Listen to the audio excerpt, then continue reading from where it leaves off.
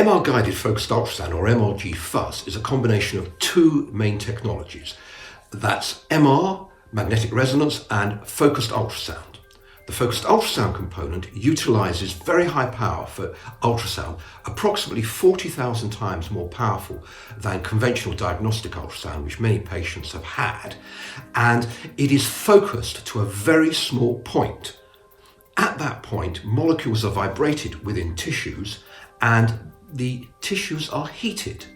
When you exceed 55 degrees centigrade for 1 second with that heating, the tissues are destroyed because the proteins are precipitated in the cells stop functioning, and you create an area of what's called ablation.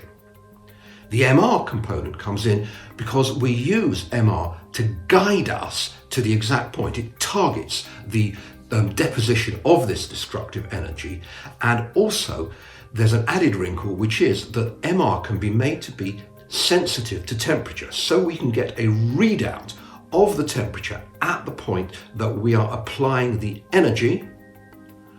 Therefore, we can monitor exactly what we are doing. The way MRgFUS works in the brain is by creating an area of destruction at a very definite point. And we have learned over 20-30 years that there are certain areas in the brain that, when they are destroyed, can alter symptoms. And we know from other procedures that if you destroy an area in the so-called VIM nucleus, which is at the periphery of a central part of the brain called the thalamus, you can improve hand tremor. So we target this area with MR-guided focused ultrasound, with the type of procedure I've just described, and you create an area of destruction in tissues, and this interrupts abnormal electrical pathways which have developed and perpetuate the tremor. So if you can interrupt those pathways, you can decrease or even completely stop the tremor.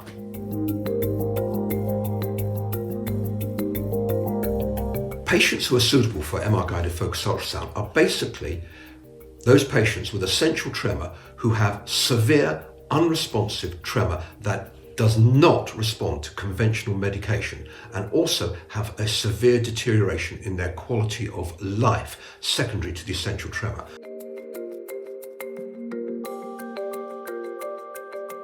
All of our patients are conscious through the entirety of the procedure. That's because we need to test them repeatedly during the procedure to make sure that they are not feeling any adverse side effects, and to make sure that the procedure is going appropriately and the tremor is responding.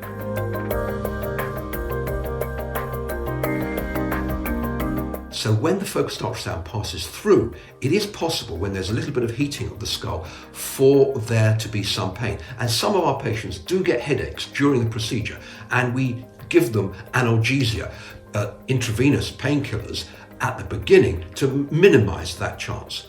Also, some patients experience a rather strange backward spinning sensation, as if their legs are being tipped up during the procedure, and that's usually when we're hitting the right spot. That's very short lasting, but to help that, we also always give anti-nausea medications during the procedure to minimize any chance of the patients being sick.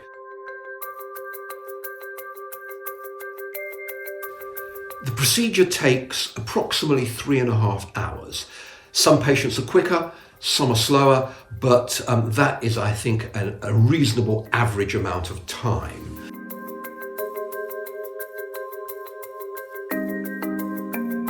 Response to therapy with this approach happens during the examination. The patient goes in with a substantial tremor of the side that we're going to treat, and by the end of the procedure, if it's been successful, and almost inevitably the procedure is successful, the patient will have almost no tremor when they come out.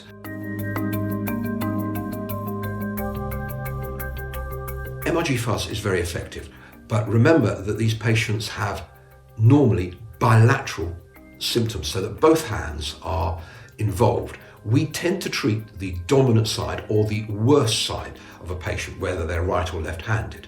The effectiveness on the side that we treat is usually about 85% at least. So we aim to treat that dominant hand and get very substantial symptomatic improvement by doing that.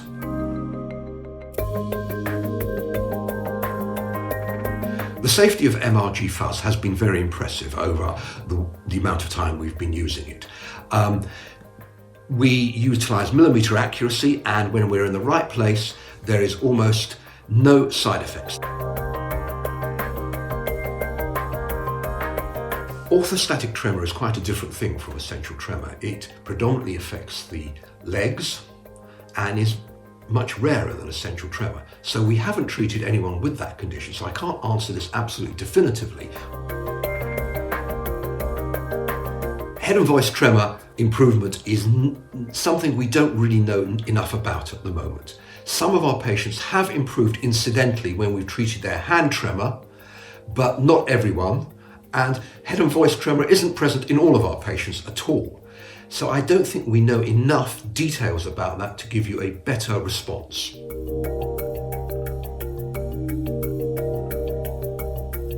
The preparation for this procedure is a vital part of the whole process.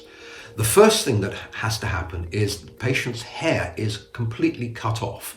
So we're looking for a very smooth outline, and what we call this is billiard ball.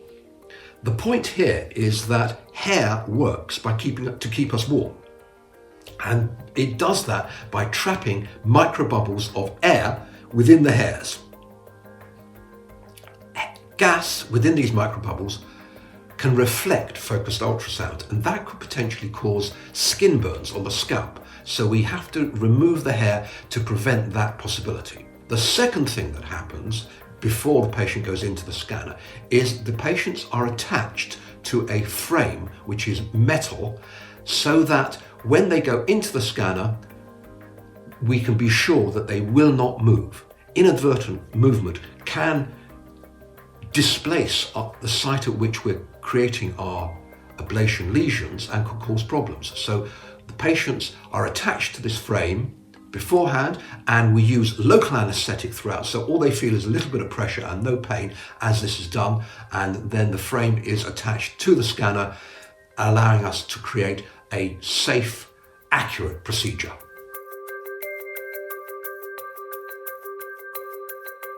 This procedure is fundamental in improving our patients' lives.